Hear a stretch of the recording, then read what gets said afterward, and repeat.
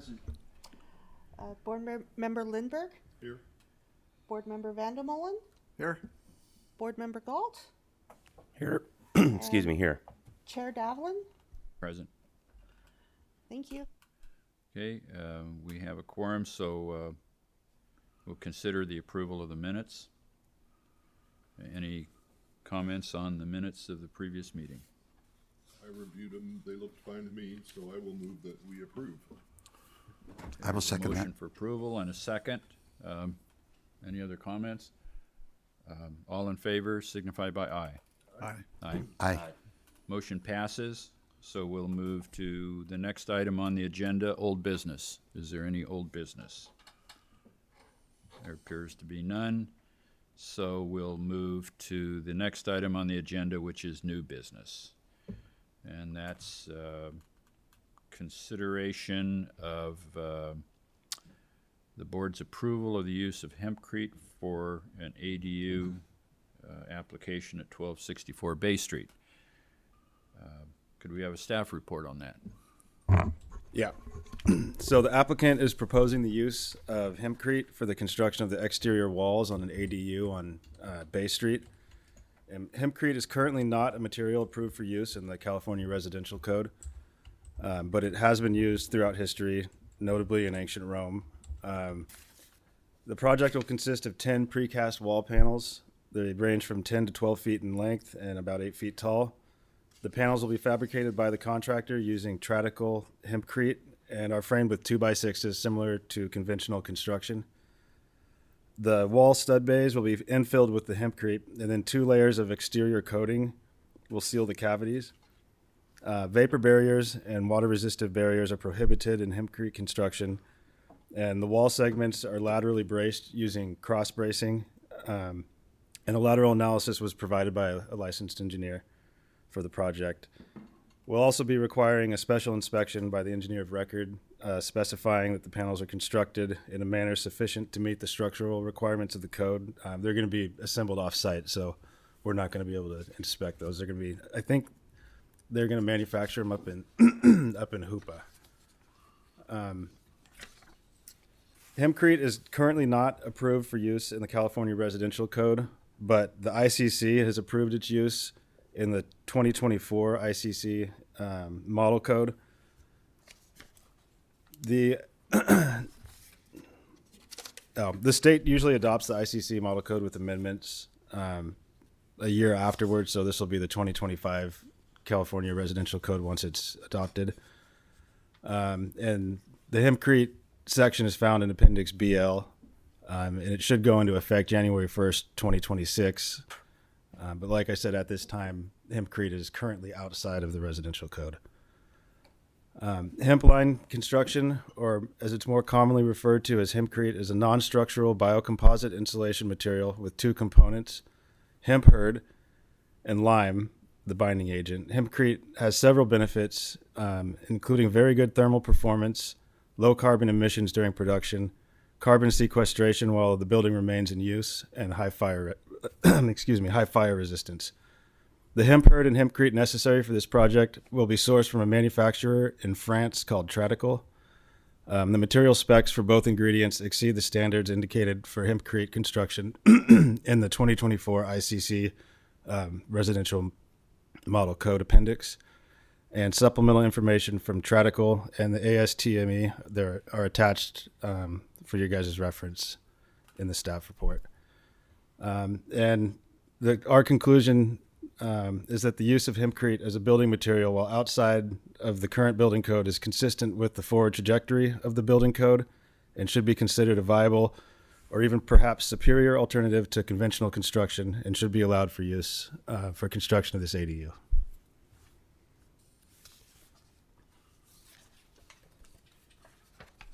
Okay. With that report, do members of the board have any questions? Yes.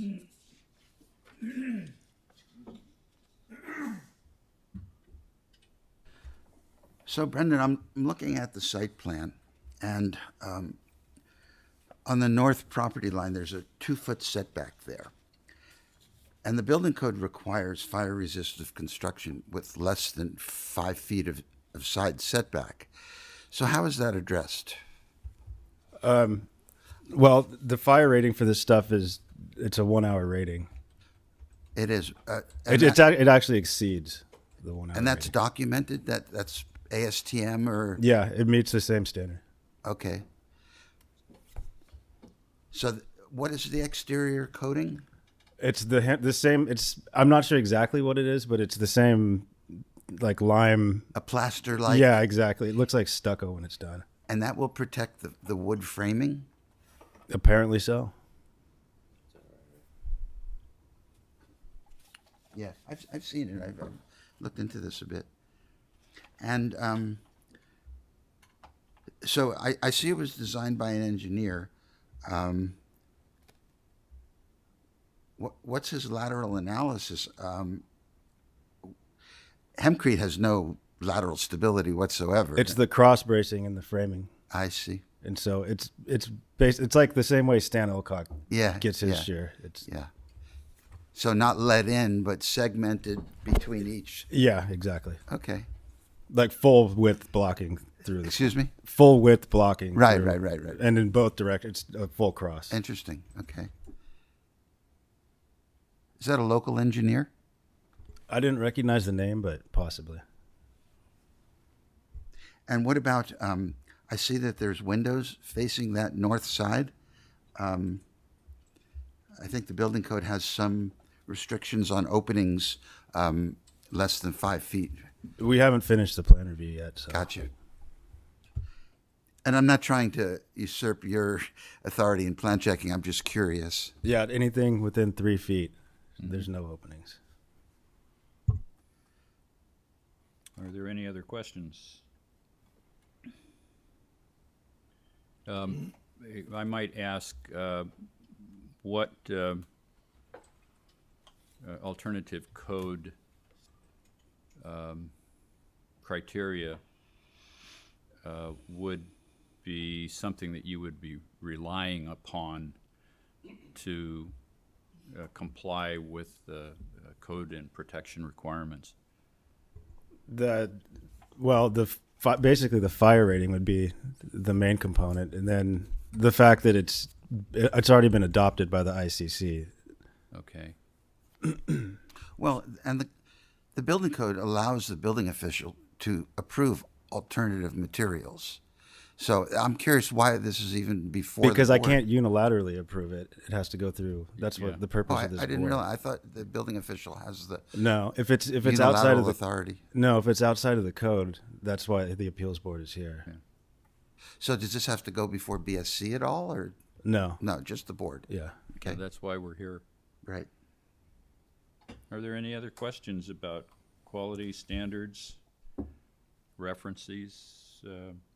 Okay, we have attachment 1, which is the, I guess, the traditional hempcrete brochure, and attachment 2, which is the applicant's letter. Any questions on that? Attachment 3, which is the building plans, which we have had some questions on. Any other observations or questions on that?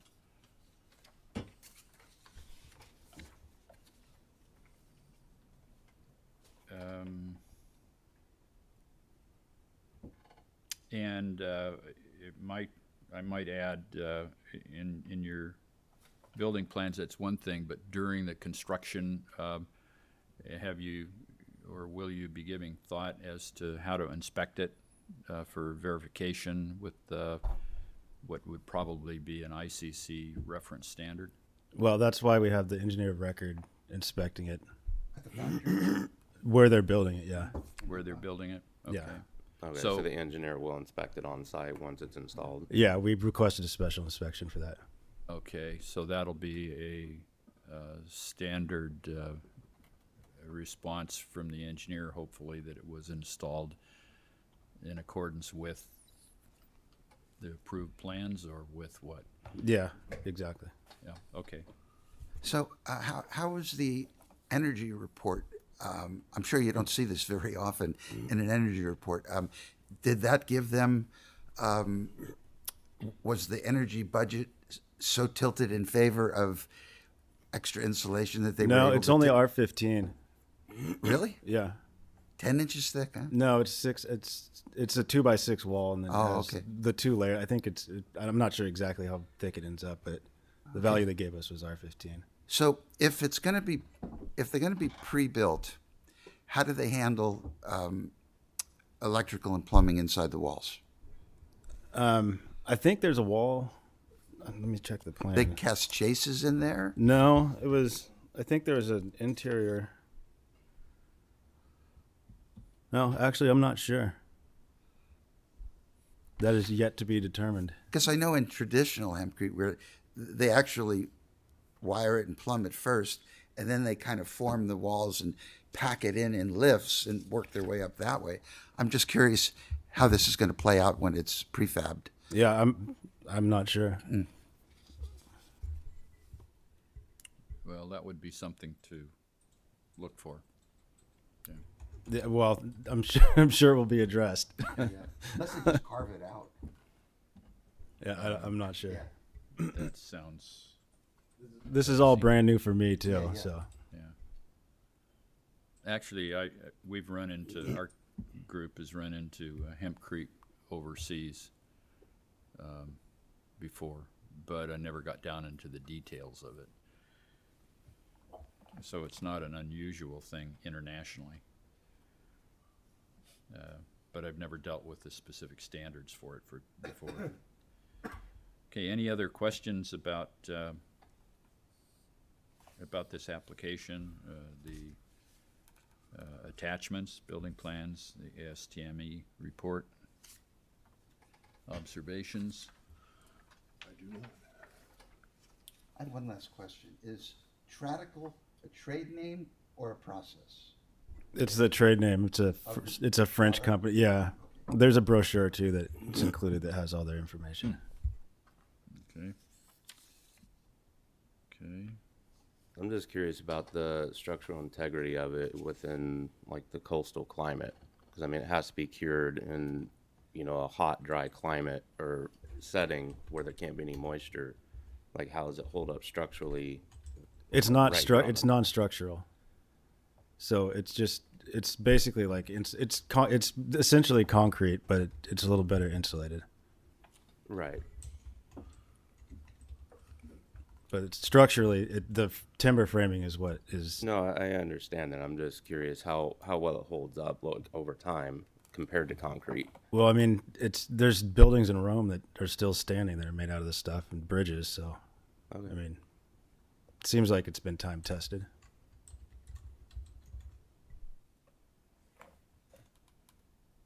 Should we be considering any long-term observation? I have one other question. Yeah, go ahead. In looking through the brochure, the recommendation, I believe, is that in the construction of these walls, that it's recommended that a moisture barrier not be used. Do you know how moisture penetration is actually accomplished? Well, I think it's basically like water can't travel through it, but somehow it allows for like the transfer of air. So I don't know. From what the brochure said, it's not going to rot or anything. It just kind of lets the building breathe, but moisture doesn't go through it. So it's almost like a Tyvek membrane in and of itself. It's kind of like the same idea, but I think a different process. Yeah, I was more curious. Given our wet climate, I was more concerned about moisture intruding into the substrate of the wall itself, and then generating all of the traditional mold issues that. Yeah, apparently that's not a many problem. builders are having to But deal with. like I said, I'm not an expert on this. That's Okay, thanks. Kind of an off-the-wall question. Are there any potential code grant programs where an application might be made to monitor this stuff over the long time? not that I'm aware of, but I'm sure the ICC has done extensive checking into the product. I mean, whenever they approve something, it's Yeah. rigorously tested. So So if you were to consider approval of this, you'd be referring quite a bit to that ICC standard. that's the only standard we would really have. So that's like what we're leaning into, just because they've actually, created the appendix and formed the code already, and it's been approved by their board.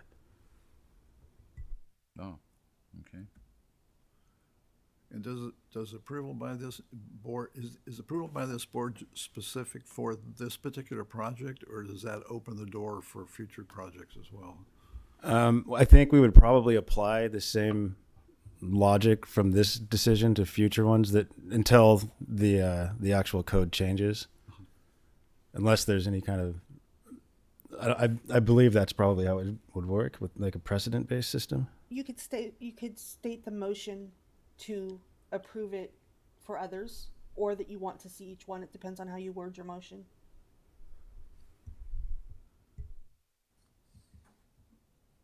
Excuse me. In my opinion, I think they should be, at least for the foreseeable future, we should approve these on a case-by-case basis, using previous projects as the basis of our determinations, because we won't really know how this plays out until after it's built.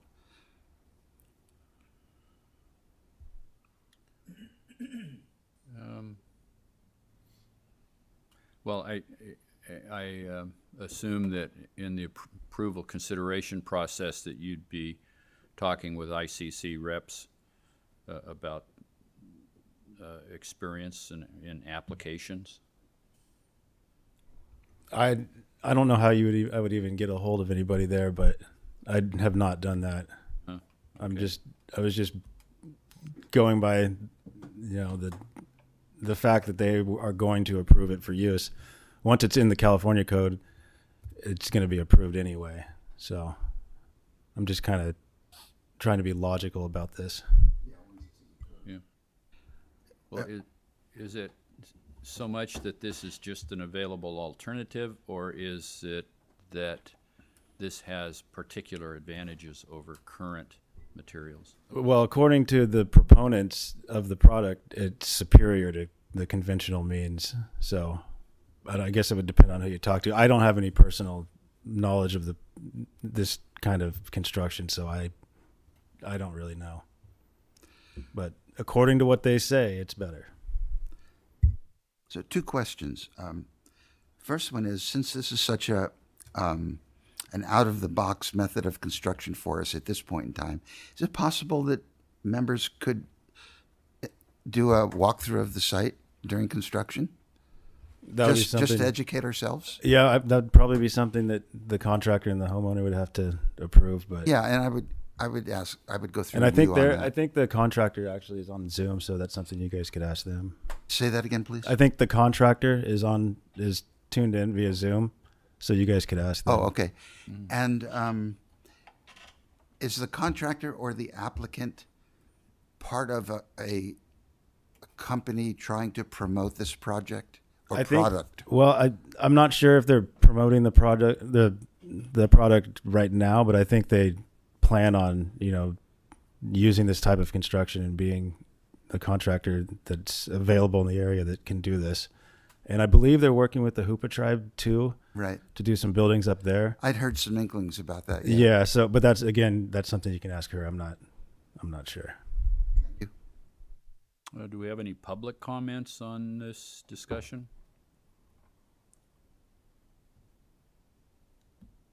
Hearing none. Does the board have any other questions? I don't have any.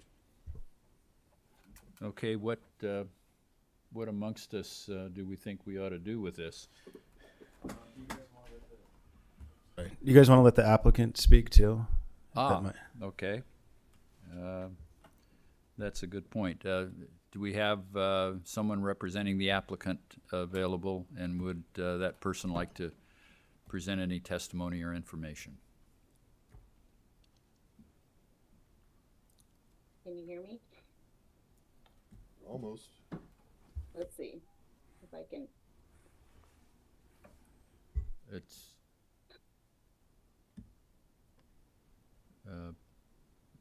let's see, how do we proceed with A it? little louder if you can. Oh, okay. Can you hear me now? That's much better. Oh, great. Thank you very much. My name is Chrissy Backman, and I am the contractor for this project. And I wanted to address a few of the questions that you guys had. One is we would love to have it made visible for the board and even members of the community to come take a look at it at some point in the construction project process. So we can definitely accommodate that. Part of this is a proof of concept to make sure that how it goes and work out all the kinks. So maybe we could do it again in the future. The other thing was about the structural integrity of the hemp lime plaster. And part of the process that we're proposing is that we're going to have a compression strength testing done at a laboratory of the mix that we use when we mix it. There is a minimum done requirement of 29 psi that is documented in the appendix, the BL appendix that's adopted by the ICC. And so we'll make sure that we meet or exceed that. And it doesn't provide structural integrity, but it allows it to ensure that the plaster finishes maintains its integrity, so there won't be cracking on the outside. Also, the hemp lime mixture is water tight and airtight, but it's vapor permeable, so that's what allows it to breathe. And also the lime in the mixture allows it for no mold or really anything can grow in it because of its pH. And so there's never been a problem with mold, and the relative humidity of the interior of the home is going to be monitored and regulated with mechanical dehumidification as a just in case. So we will try to address those issues if interior humidity becomes a problem, but we'll have proper ventilation that's going to be designed by a mechanical engineer as well. Any questions from the board? And so the building code requires that framing materials be have a moisture content of less than 19% before the walls are closed up. I guess building departments rarely check for that, but is there going to be some moisture check on the hempcrete before it's closed up to make sure that it's fully dried? Or is that something, it won't leave the factory until it's fully dried? Just not familiar with the process. I can speak to that a little bit. The hempcrete lime mixture goes in moist and is poured similar to concrete, and then it's cured. We're going to have it cure for at least a month in the factory. It first is poured horizontally, and then you tilt up the panels vertically, and then they will stay in the factory until they're thoroughly dried. Okay, thank you.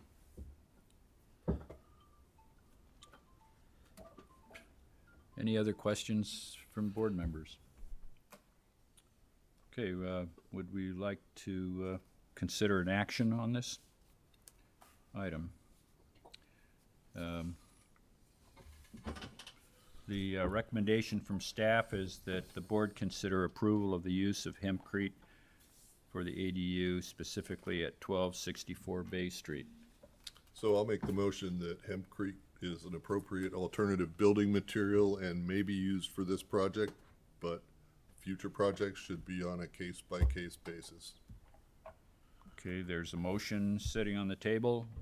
Is there a second? I'll for second that. motion? There's been a motion and a second for approval of the use of the hempcrete with those conditions. Any comments by the board members? No. No. Okay, hearing none, we'll consider a vote. All in favor signify by saying aye. Aye. Aye. Aye. Those opposed by saying nay. Hearing none, this motion passes. And I guess from the chair, we look forward to being able to monitor and look at this historical application to the benefit of our public.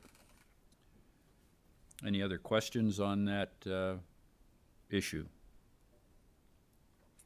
Hearing none, then we'll move forward to the next item on the agenda, reports and communications. We'll consider the mid-year building department update by receiving the report.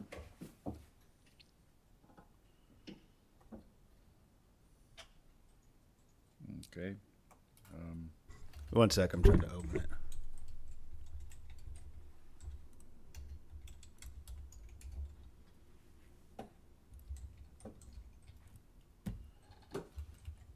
How do I share my screen,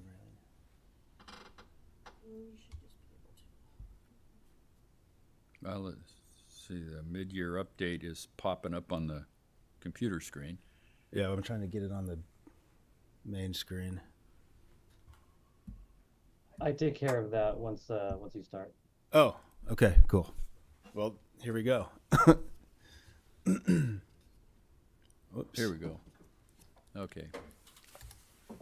All right, so far through June 31st of the year, we've issued 565 permits. It's an average of 94 per month, which is like 20 or so higher than we've been averaging in a normal month, or on a normal year, excuse me.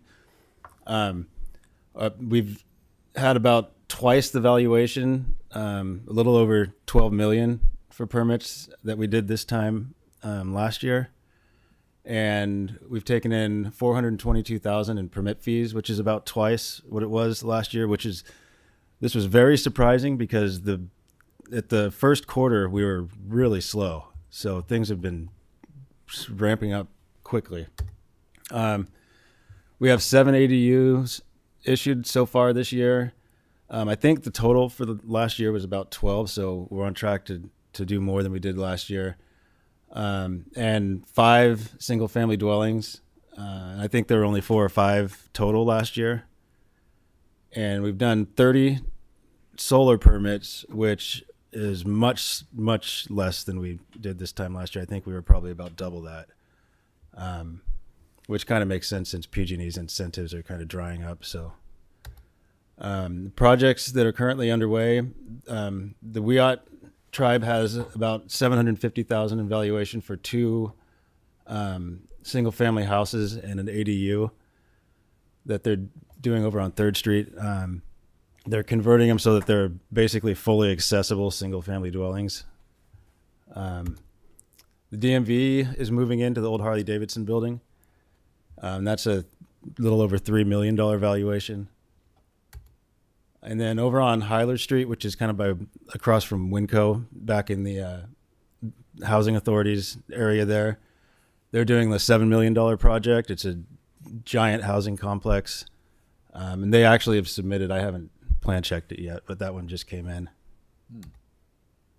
And then the Sorrel Leaf is still on the horizon. They haven't started construction yet. That was the at-risk teen center out on Indianola. And the Jack in the Box still hasn't gotten started in the Target parking lot, but that's supposed to be starting soon too. And then on 3rd and G, Will Adams should be submitting shortly for another 3-story building where the Redwood Meats used to be. And, or not Redwood Meats, the, what was it called? I can't remember the name. The one down on 3rd and G. I don't know why I'm blanking out on that, but That the former Maxon property? yeah. Yeah. And then Link Housing is going to be turning in shortly 3 apartment complexes on the ones that are on their city parking lots that have caused all the controversy. Do they have to wait until after the election before they can? I don't think so. I think they're trying to get it in as soon as they can. They have like a tight construction window, and last I heard, they wanted to submit I think in the next month or so. Who's the contractor? I don't know if they have one yet. Do you know? I haven't heard. Pack Builders is doing the housing authority one though over on Hyler. I know that. And that's all I got.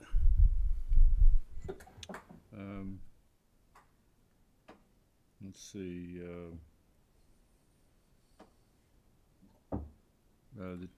can the chair just receive the report? I guess the recommendation is to receive the report.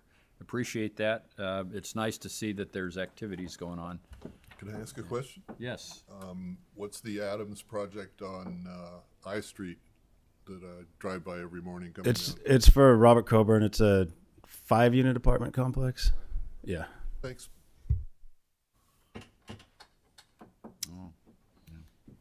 Any other questions or comments on the report? Okay, hearing none, we'll move on to oral communications. Are there any communications to add to the discussion? Hearing none, we'll move on to consideration of adjournment. So any other questions? Is there a motion to adjourn? The audience member raised his Oh, hand. excuse me. Yes. Could you come? We asked for it. We asked Yeah, for it previously, but It would be an oral communication, so we just closed it, but go ahead. apologize for the lack of clarity. Yep. Yes, please feel free to do so. Good morning, Chairman and board members. My name is Patrick Gilmore. Could you get that mic?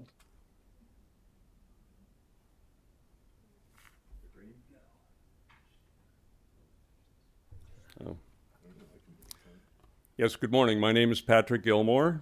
I reside at 1029 C Street in Eureka. And I'm here to speak to you. I'm speaking to all public forums that I can about the proposed Clark and C Street 3-story senior housing project, which I did not see come up on projects there, which I'm surprised. The first notification I received of it was for a design review committee meeting. I received that in June, and that's the first I'd heard of the project. And what I'm hearing is that the project is pretty much a done deal. Housing Authority, I guess, is doing it, and through HUD. They're going to they're going to tear down 12 existing units to put up a 3-story, 44-unit building. So right off, they're going to displace 24 people in a time when there's housing hard to find. And over the course of 2 years, build a 44-unit facility that will house up to 88 people with 11 parking spots, half of which will be ADA. We already have a parking issue in our neighborhood, and this is going to compound that.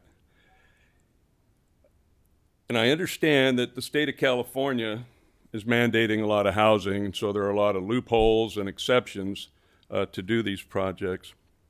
But I just feel that it should go back to the community, because my neighbors heard nothing of it either until design review, and at that time they're just looking at architecture. So I understand that the city has their hands tied with mandates from the state, but I think we need to listen to the people that live in these neighborhoods. Like I said, the parking will become the main issue, but during construction, you've got a lot of single family and small multi-units in the area which are going to be disturbed. And I just feel that there are much better areas where this project could be built if it's needed, and I believe it is needed, and that this facility could just be updated, and the property would allow for the addition of a number of more duplexes, and it would fit the neighborhood better. So I'm just getting out everywhere I can to city meetings to make this known. And I've talked to my council person, and I had a brief discussion with the mayor, and I understand that in a lot of ways their hands are tied, but I'm going to continue to harp on this until we can get some kind of action, because I just don't feel that the people are being listened to, and I think that's important. So I thank you for your time, and I've learned a little bit here. I'll be in touch with Brendan. I don't know if he'll be able to help me at all, but I'll give that a shot and continue to bring this to the forefront. Thank you. Well, thank you, Mr. Gilmore. Thank you.